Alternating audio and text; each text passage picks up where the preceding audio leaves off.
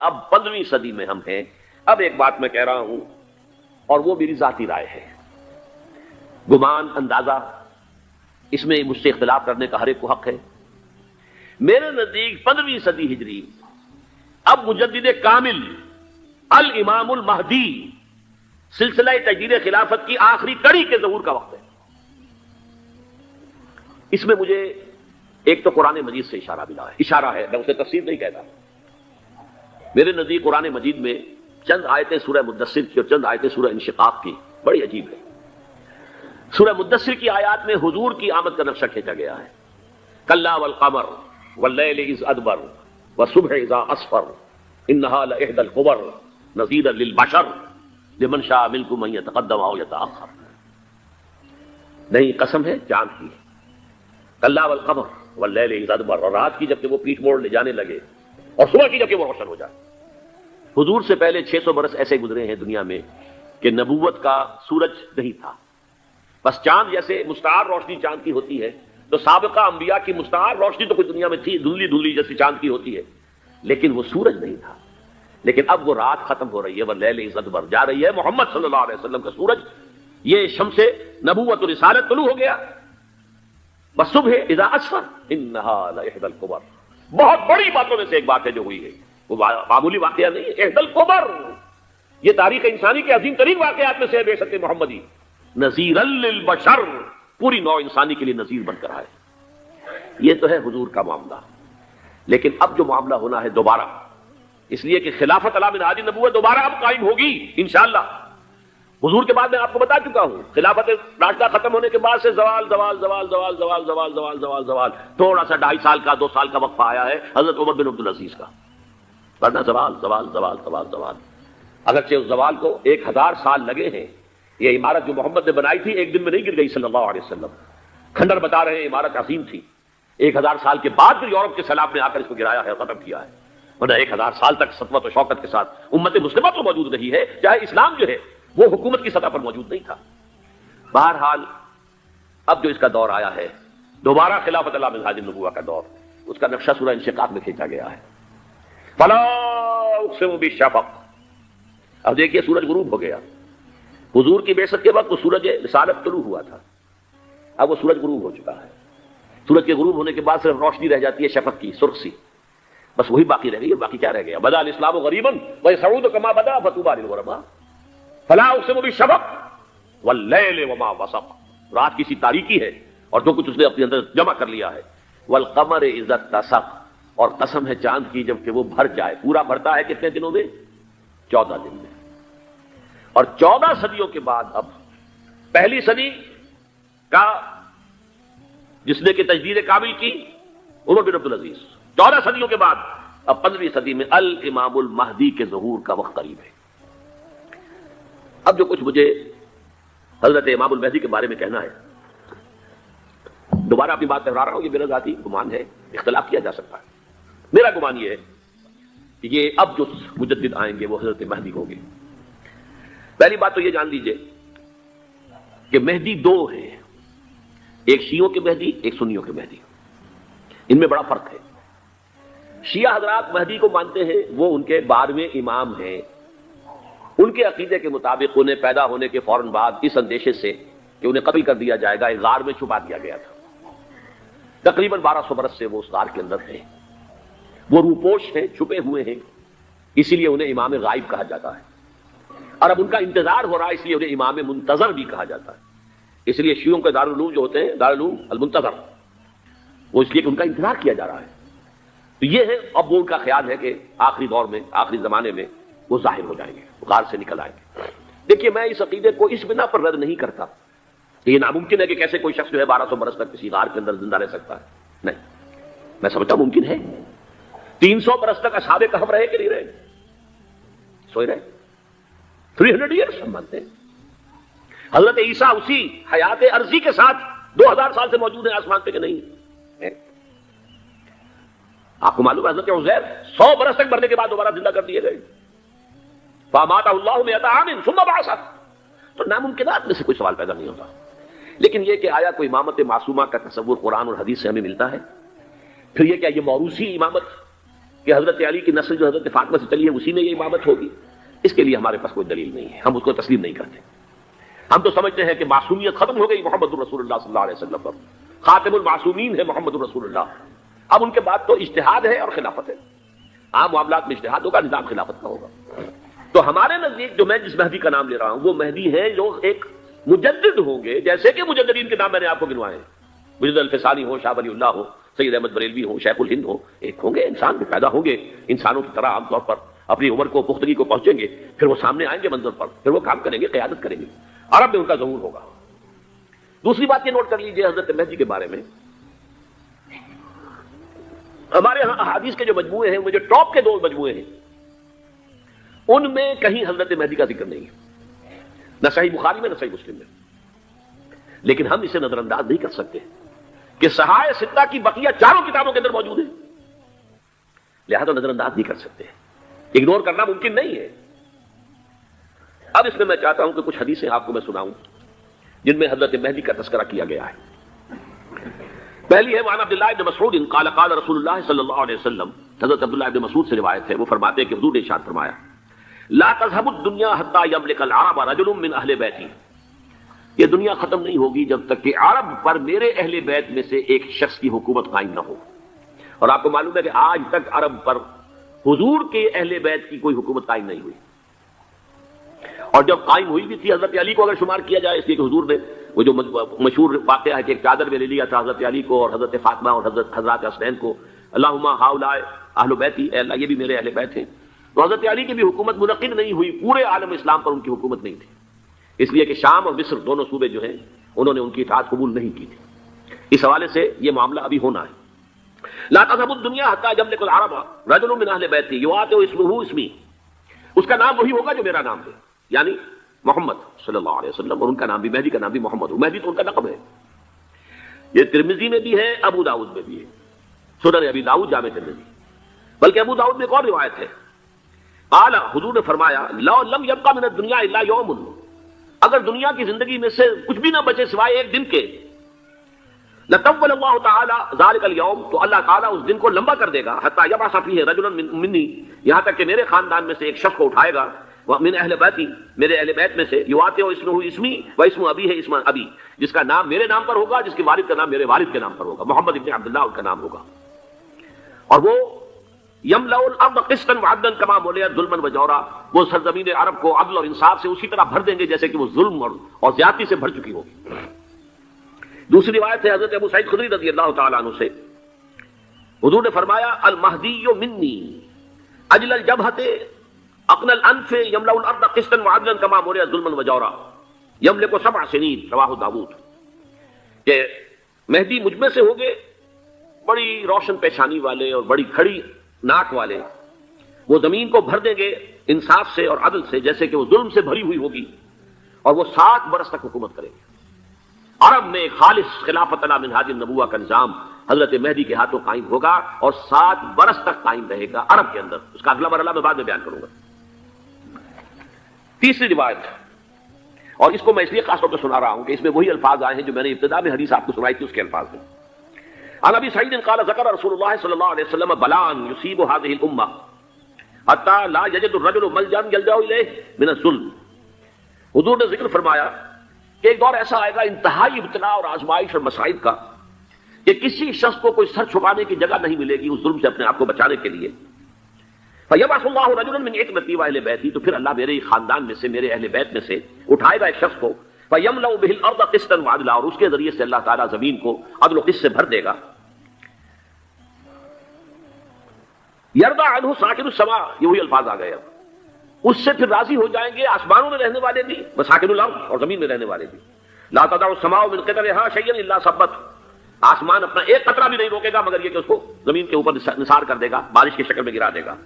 ولا تدع الارض من نباتها شيئا الا اخرجت، اور زمین اپنی پیداوار میں سے کوئی شے نہیں چھپائے گی، نہیں روکے گی مگر کچھ کو ظاہر کر دے گی۔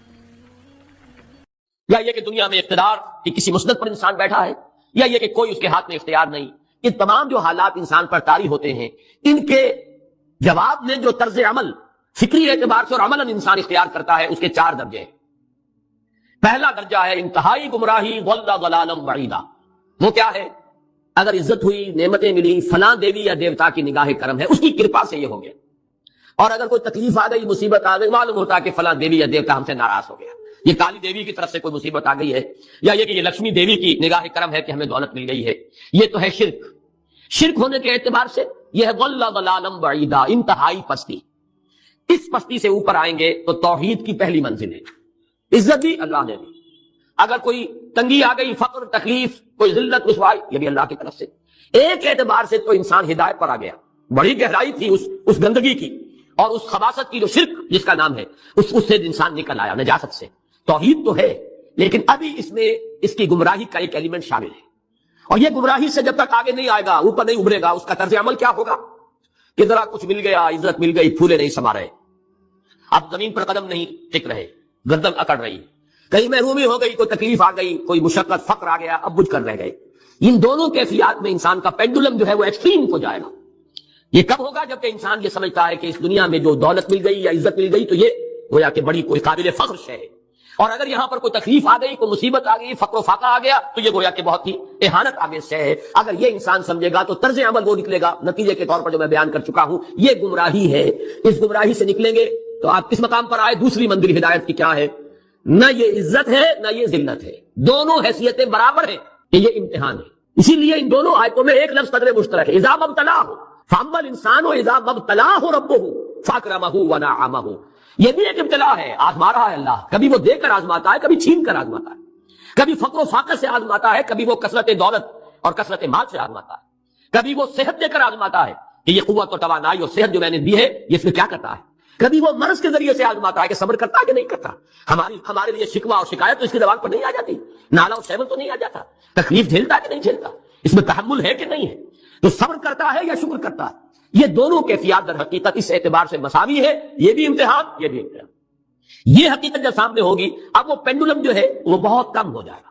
یعنی انسان میں طبعی طور پر تو ایک اثر ہوتا ہے غیر اختیاری. کسی چیونٹی نے کاٹا آپ کے پاؤں پر، آپ اپنا پاؤں ہٹا لیں گے، اس میں کوئی ارادہ نہیں، یہ ریفلیکس ایکشن ہے، غیر اختیاری فیل ہے. اس حد تک تو انسان ضرور متاثر ہوتا ہے، اس سے تو کوئی انسان جو ہے وہ بلندر نہیں ہو سکا. حضرت ابراہیم رضی اللہ تعالیٰ عنہ حضور کے وہ نومولود فرزند انتقال جب ہو رہا تھا، آپ کی آنکھوں میں آنسو آ گئے.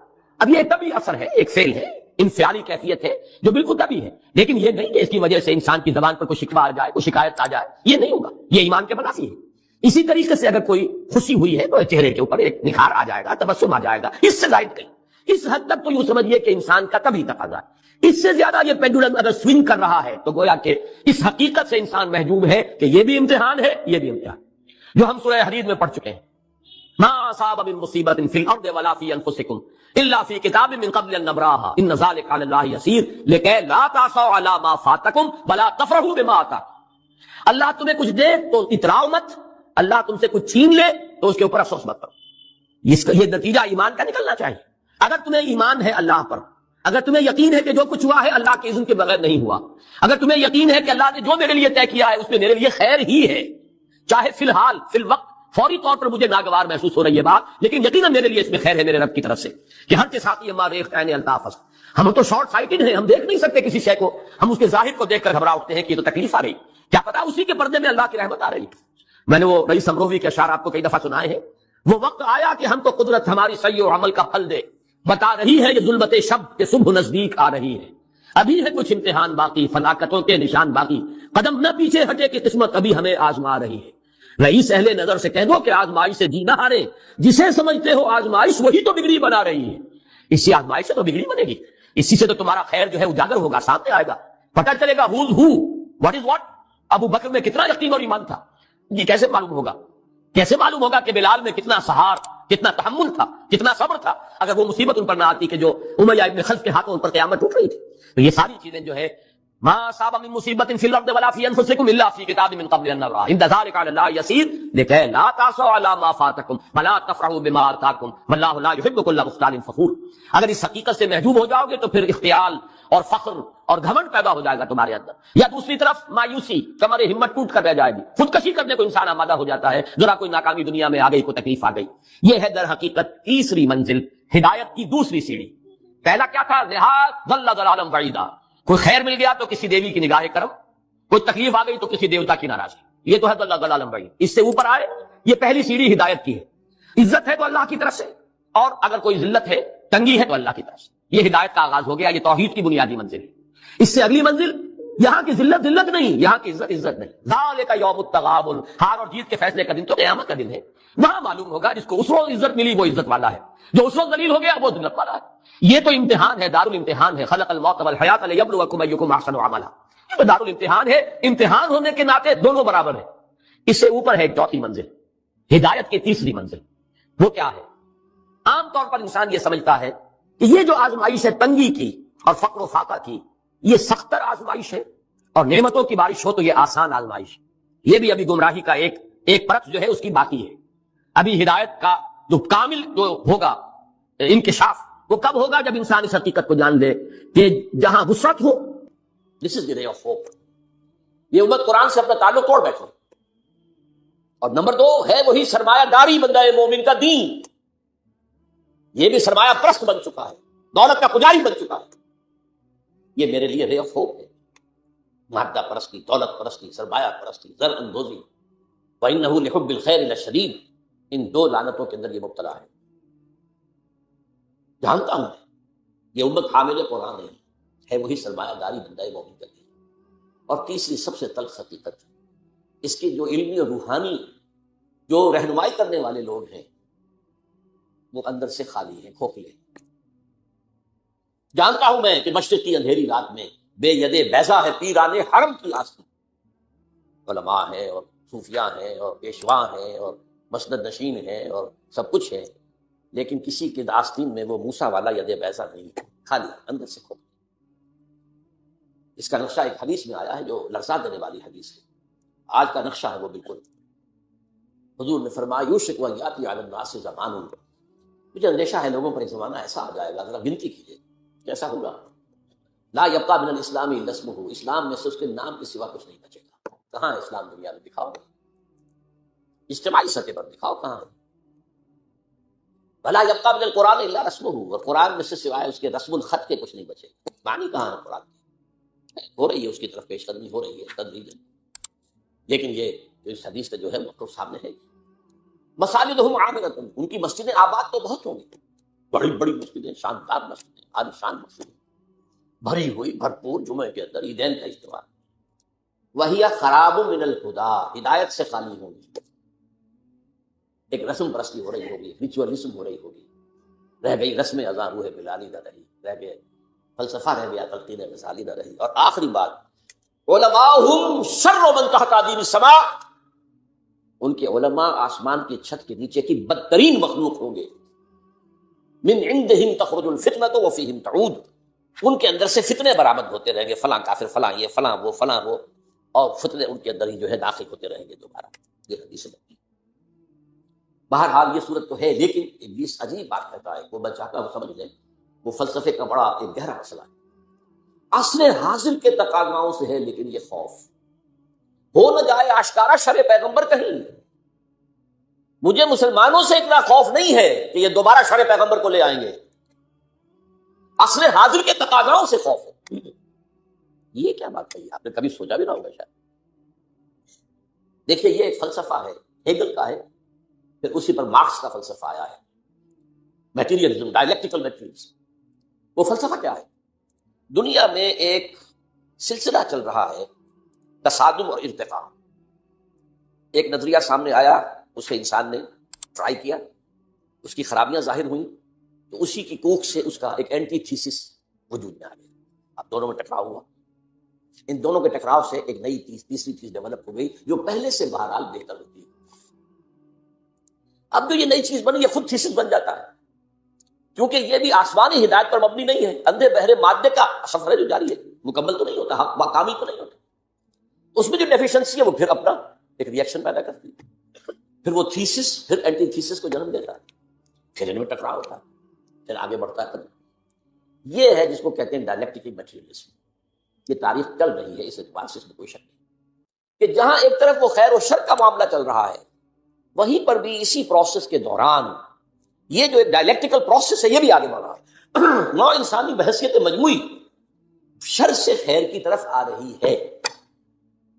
اب اس کی مثال لے لیجیے، پہلے دنیا میں بادشاہت تھی، جاگیرداری تھی، انسان مجبور، کسان، غریب، پسا ہوا، رد عمل پیدا ہوا، جمہوریت آئی، یقیناً بہتر بات ہے، لوگوں کو حقوق حاصل ہوئے، لوگوں کو عزت نفس حاصل ہوئی، ہم بھی انسان ہیں، یہ بھی انسان تھے، بادشاہ یہ کیسے حکومت کر رہے ہیں؟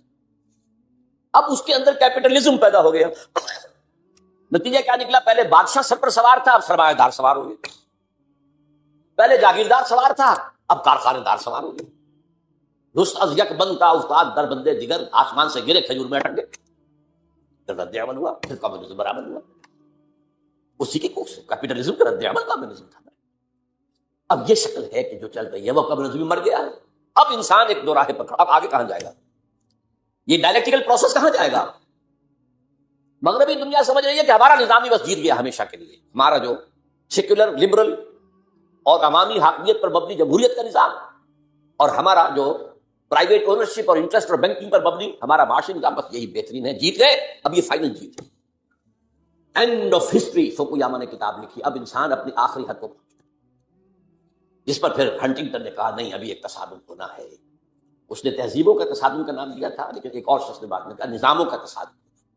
قرآن نے اس فلسفے کو بیان کیا ہے، یہ سورہ رعد کی آیت نمبر 17 ہے، وَأَنزَلَ مِنَ السَّمَاءِ مَاءً، اللہ تعالیٰ آسمان سے اتارتا ہے پانی، فَسَالَتْ أَوْدِيَةٌ بِقَدْرِهَا، تو تمام وادیاں بہہ نکلتی ہیں، کیونکہ پہاڑی علاقہ تھا نا حجاز کا، بارش جب ہوتی ہے تو پہاڑوں پر سے پانی نیچے اتر کر وادی میں آتا ہے، جو وادی سوکھی پڑی ہوتی ہے وہ ایک گویا کہ نالا بن جاتی ہے، ایک دریا بن جاتی ہے، وَاحْتَمَلَ السَّيْلُ زَبَدًا رَّابِيًا، اور یہ جو سیلاب آتا ہے اس کے اوپر جھاگ آ جاتا ہے، چڑھتا ہوا بہت نظر آتا ہے جھاگ، وَمِمَّا يُوقِدُونَ عَلَيْهِ فِي النَّارِ ابْتِغَاءَ حِلْيَةٍ أَوْ مَتَاعٍ زَبَدٌ مِثْلُهُ، اور یہ جو دھاتوں کو تپایا جاتا ہے آگ پر، سونا چاندی، تاکہ زیور بنائیں، کچھ اور چیزیں بنائیں، اس میں بھی جو میل ہے وہ اوپر آ جاتا ہے، میل اوپر آ کر اور وہ ایک جھاگ کی شکل اختیار کر لیتا ہے۔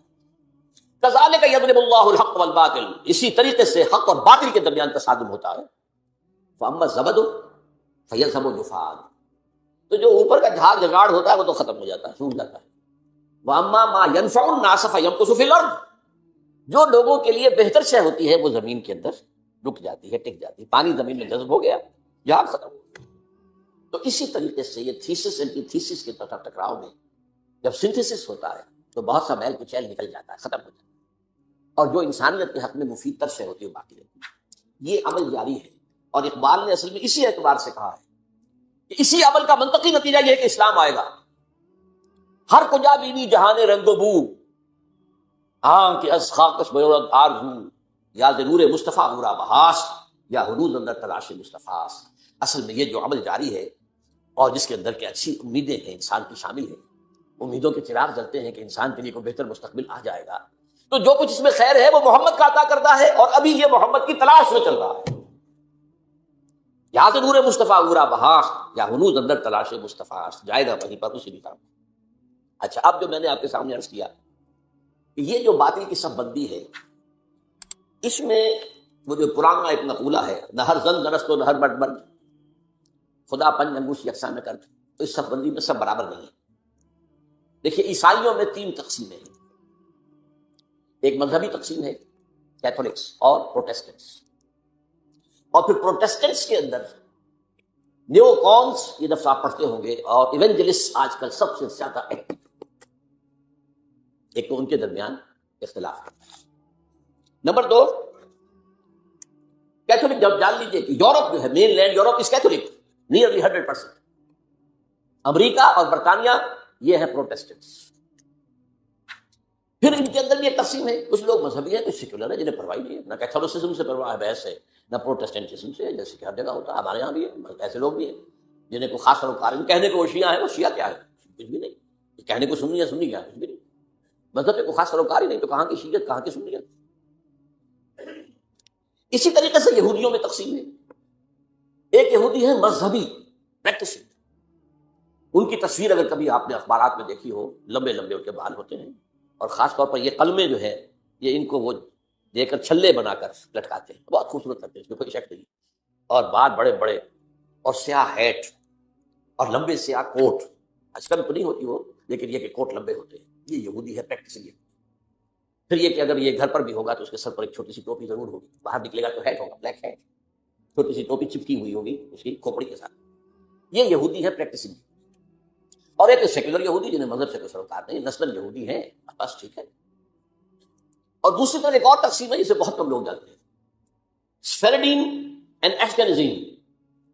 ایک یہودی وہ ہیں جو اصلاً یہودی ہے، یعنی بنی اسرائیل، ان کی رنگت زیادہ سرخی مائل نہیں ہوتی، بلکہ جیسے ہمارے ہاں گورے آدمی، بس جیسے ہندوستانیوں میں گورے آدمی، ایک ہے سرخ و سفید اور جو ہے یورپ کا، یہ لوگ ہیں اصل یہودی، یہ ایشیائی ہیں، یہودی کی ایشیائی قوم ہے، یورپین قوم تو نہیں، ان کا وطن تو فلسطین تھا۔ ایک ہے یہ سرخ پنگاروں کے طریقے سے سرخ، یہ اصل میں یہودی نسل سے نہیں، یہ اصل میں 7ویں صدی عیسوی میں ایک خاص حکومت تھی جو کہ آج کل کے بحر کیسپین کے قریب تھی، ہاجر ایک قوم تھی، اس پر دباؤ پڑ رہا تھا ایک طرف عیسائیوں کی طرف سے کہ عیسائی ہو جاؤ، ایک طرف مسلمانوں کی طرف سے کہ مسلمان ہو جاؤ، اور وہ بادشاہ رہنا چاہتا تھا نیوٹرل۔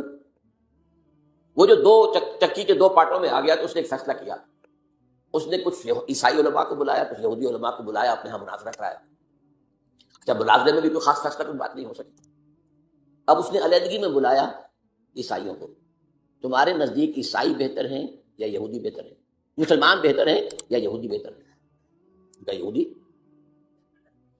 مسلمانوں کو بلایا، تمہارے نزدیک عیسائی بہتر ہیں یا یہودی؟ اور یہودی، ٹھیک ہے یہودیت مقبول، کامن فیکٹر ہو گیا۔ عیسائیت تو بدترین شرک میں چلی گئی، خدا کا بیٹا بنا دیا، یہودیت بہرحال واحد ہے، عیسائیت میں شریعت ختم ہو چکی ہے، یہود کے ہاں تو شریعت موسی باقی ہے، تو مسلمانوں کو تو یہی کہنا تھا کہ عیسائیوں کے مقابلے میں تو یہودی بہتر ہے، اور اس وقت تک ابھی ان کی وہ دشمنی اس طریقے سے سامنے آئی بھی نہیں تھی، شیطان کی ایجنٹی ابھی شروع ہوئی بھی نہیں تھی۔ تو اسی طریقے سے اب عیسائی اولڈ ٹیسٹمنٹ کو مانتے ہیں، وہ تو ساری یہودی ہے، حضور تو بعد میں آئے ہیں، قرآن مجید سے تو واقف ہی نہیں، تو انہوں نے کہا یہودی، انہوں نے کہا اس نے یہودیت اختیار کی۔ یہ قوم ہے جو اس وقت زیادہ چھائی ہوئی ہے، اور یہ بنیادی طور پر سیکولر ہے، اور اسی میں صہیونی تحریک جو ہے، صہیونی زائنسٹ موومنٹ، اس لیے they are not really بنی اسرائیل، they are not the progeny of Jacob علیہ السلام، حضرت یعقوب کی نسل سے نہیں، یہ ترک نسل ہے، یہ یوں سمجھیے کہ یاجوج ماجوج کی جو نسلیں ہیں ان میں سے ایک نسل ہے، اور یہ جو ہے وہ جو سرخ و سفید رنگت کے لوگ ہوتے ہیں یہ ان میں سے۔ اب آئیے آگے، یہ جو گٹھ جوڑ ہے اس کے اہداف کیا ہیں؟ what do they want؟ Number 1، عالم اسلام کے وسائل پر قبضہ، خاص طور پر تیل۔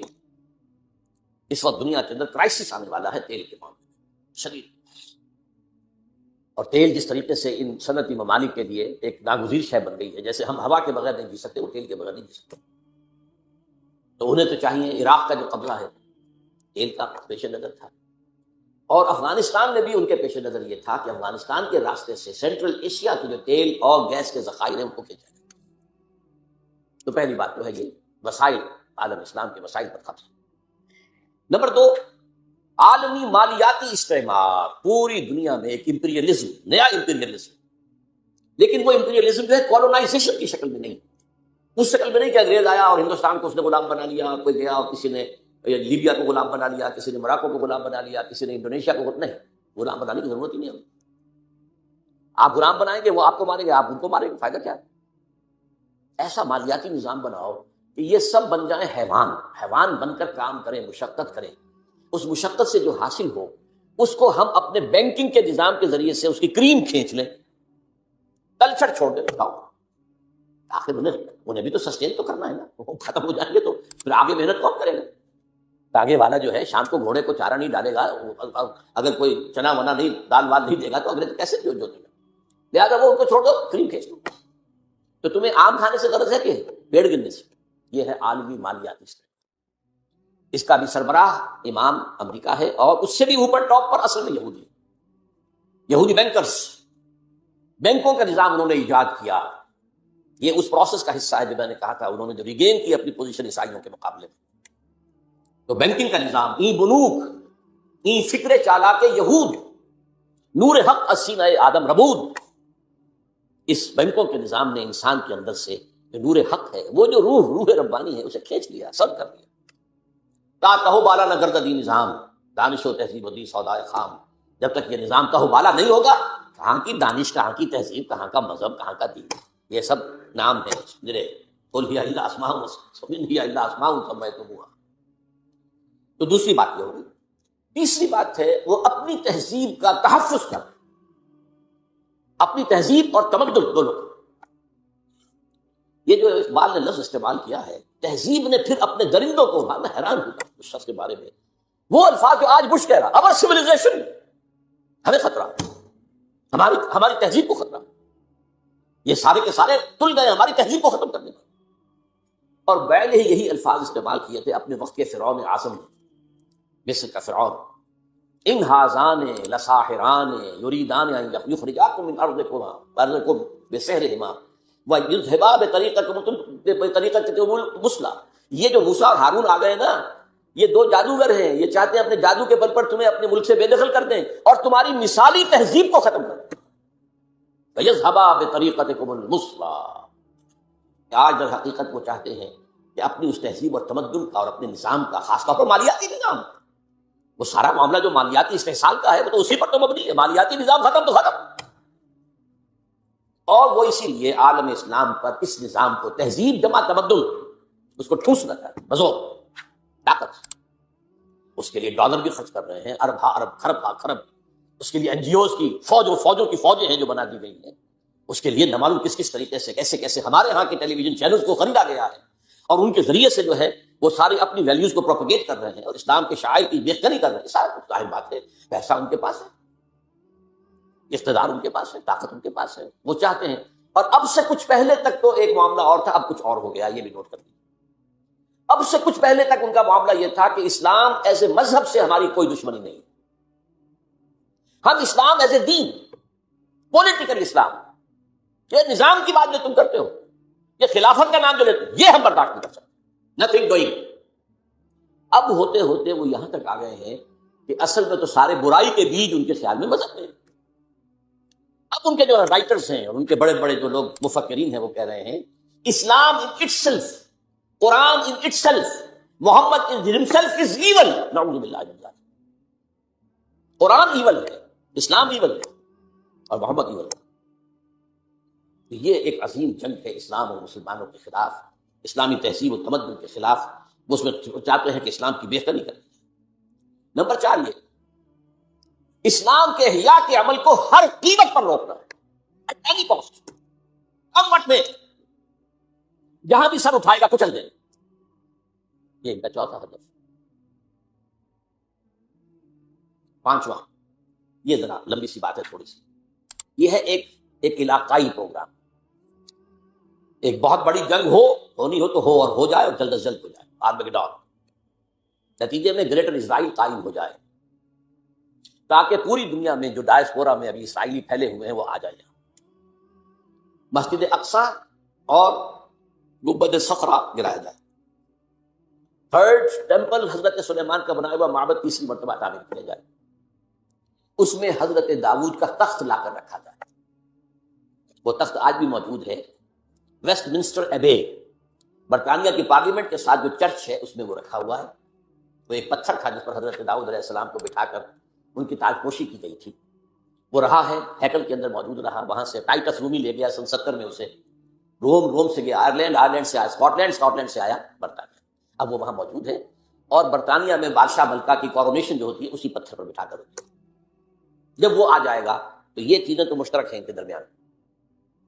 آرمیگیڈون، گریٹر اسرائیل، تمام دنیا سے اسرائیلیوں کو لا کے آباد کر دینا، اور ٹیمپل آف دی ماؤنٹ کی تعمیر اور اس کے لیے مسجد اقصی اور گنبد صخرہ کو گرا دینا اور تھرون آف ڈیوڈ لا کر رکھ دینا. اس کے بعد عیسائیوں کے نزدیک حضرت مسیح نازل ہوں گے اور اس تخت پر بیٹھ کر دنیا پر حکومت کریں گے. یہاں ہمارا ان کا عقیدہ کچھ آ کر مل جاتا ہے. اور اس یہودیوں کے نزدیک ان کا جو مسیحا جس کے وہ منتظر ہیں وہ آئے گا جس کو ہم کہیں گے دجال، المسیح الدجال، ان کا مسیحا جھوٹا. وہ آ کر بیٹھے گا اور وہ دنیا پر حکومت کرے گا. یہ ہیں ان کے اہداف. اب دیکھیے میں تھوڑی تھوڑی تفصیل آپ کو بتا دوں. اس کے بعد کیتھولک یہ چاہتے ہیں کہ فلسطین میں ایک کیتھولک ریاست قائم ہو جائے. یہاں فرق ہے ابھی میں. یہودی چاہتے ہیں کہ اسرائیلی ریاست قائم ہو جائے.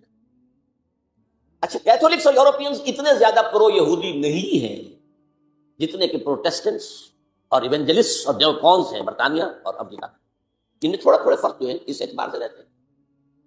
اب یہی وجہ دیکھیے کس قدر زمین و آسمان کا فرق ہوا۔ عراق کی جنگ کے لیے کوئی بڑا کولیشن نہیں بن سکا، امریکہ ہے ٹو گو ہیلو، جہاز جگہ برطانیہ نے کچھ تھوڑا سا جو ہے وہ آسٹریلیا وغیرہ نے ساتھ دے دیا، باقی یہ جرمنی، فرانس، اسپین، کسی نے ساتھ نہیں دیا، اس لیے کہ وہاں کا معاملہ کیا تھا، عراق میں اصل میں دو چیزیں تھیں، تیل، اس کا سارا تعلق امریکہ سے تھا، اور نمبر دو اسرائیل کی پروٹیکشن، جس سے یورپ کے جو عیسائی ہیں انہیں بہت زیادہ دلچسپی نہیں ہے، وہ اس طریقے سے ان کے غلام نہیں ہے بے دام جیسے کہ پروٹیسٹنٹس، وہ شامل نہیں ہوتے۔ کیوں؟ سمجھنے کی بات ہے، کیا وجہ ہے؟ یہی وجہ ہے، آپ نے دیکھا جو پہلی جنگ ہوئی تھی خلیجی، جب ختم ہوئی ہے تو جنرل شارٹس جو تھا، شارٹ کرافٹ، اس نے صاف کہہ دیا تھا we fought this war for the defence of Israel. اور اب جیسے ہی اس جنگ کے اندر جیسے ہی فال و بغداد ہوا، شیرون نے بدماش نے کہہ دیا تھا کہ عنقریب عراق پر ہمارا قبضہ ہوگا۔ اس سے اندازہ ہو جاتا ہے آپ کو کہ یہ جنگ کیا تھی، کیونکہ اس جنگ کے ہدف یہ دو تھے، لہذا یورپ اس میں نہیں آیا۔ یہ سمجھنے کی بات ہے کیا ہو رہا ہے، کیوں ہو رہا ہے، کس لیے ہو رہا ہے، فرق کیوں۔ افغانستان کا معاملہ اس کے برعکس ہے، وہاں اسلام نے سر ابھارا تھا، اسے کرش کر ڈالا، یہ سب کے نزدیک متفق آ گئے، تاریخ انسانی کی عظیم ترین پولیشن بن گئی، عظیم ترین۔ اس کے لیے اپنے ہاں کی رائے عامہ کو ہموار کرنے کے لیے اپنے ٹوین ٹاورز خود گرائے بدماشوں نے، تاکہ غیرت اور غضب پیدا ہو جائے امریکی قوم کے اندر، اور وہ ہر طرح کی ہماری دولت جو ہے سینکشن کرنے کو تیار ہو جائے جنگ کے لیے۔ ڈیزی کٹرز آ گئے، سب کچھ آ گئے، اور وہاں آ کر پنجے گاڑ دیے گئے، اور وہاں آپ کو معلوم ہے نیٹو کی فوجیں بیٹھی ہوئی ہے، امریکہ کم ہے، نیٹو زیادہ ہے۔ اس لیے کہ میں یہ سمجھتا ہوں کہ ان کے علم میں احادیث نبویہ ہیں، یہ جاہل نہیں ہے۔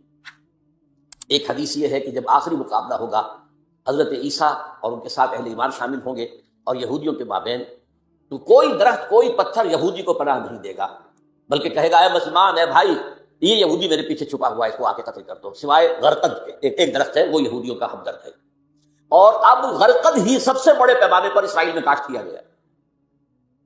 نمبر دو، یہ حدیث ہے کہ خراسان کے علاقے سے فوجیں آئیں گی جو دجال کا مقابلہ کریں گی حضرت مسیح علیہ السلام کے ساتھ ہو کر، اور وہ سیاہ جھنڈے لے کر آئیں گی اور ان کا رخ کوئی موڑ نہیں سکے گا، لہذا یہ خراسان، یہ وہ سمجھتے ہیں کہ یہیں سے سارا اندیشہ جو ہے اسلام کے احیاء کا وہ موجود ہے۔